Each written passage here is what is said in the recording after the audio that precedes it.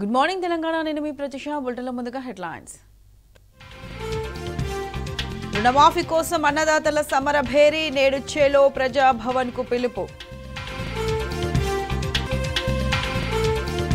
హామీలపై రేవంత్ సర్కార్ ని ఎండగట్టిన KTR. BC declaration ఏమైందని నిలదీత.